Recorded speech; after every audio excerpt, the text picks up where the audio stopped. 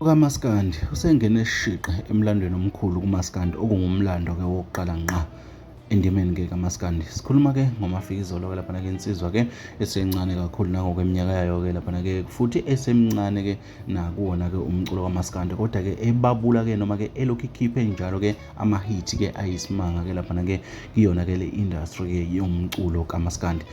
Ingoma yakhe-ke siyihlanganise-ke u-11 million viewers-ke on YouTube-ke in 1 month-ke laphana-ke le ngoma izakhele kakhulu-ke udumo, ikakhulukazi-ke laphana-ke kuma-viewers awo ewakhanda-ke ku-YouTube-ke, iphinde-ke itrende kakhulu-ke nako-TikTok-ke, iphinde itrende-ke nakwezinye-ke iy'nkundla-ke zokuxhumana. Le ngoma-ke uMafikizolo-ke uyithatha njengengoma-ke emenzele-ke isimanga-ke esikhulu-ke endimeni-ke kaMaskandi-ke ukulandela zonke iy'ngoma-ke asekazenze-ke kulo mculo-ke kaMaskandi.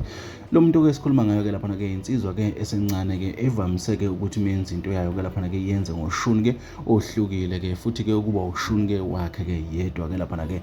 Lo mculo kaMaskandi-ke abantu abaningi-ke bambongele kakhulu-ke, naye-ke waphinde-ke wayedlulisela-ke ukubonga-ke ukuthi-ke aqopheke lo mlando ukuthi enze-ke u-11 million viewers-ke in 1 month-ke laphana-ke ngayo-ke le ngoma-ke ethi-ke uzawuncengwa unyoke laphana-ke.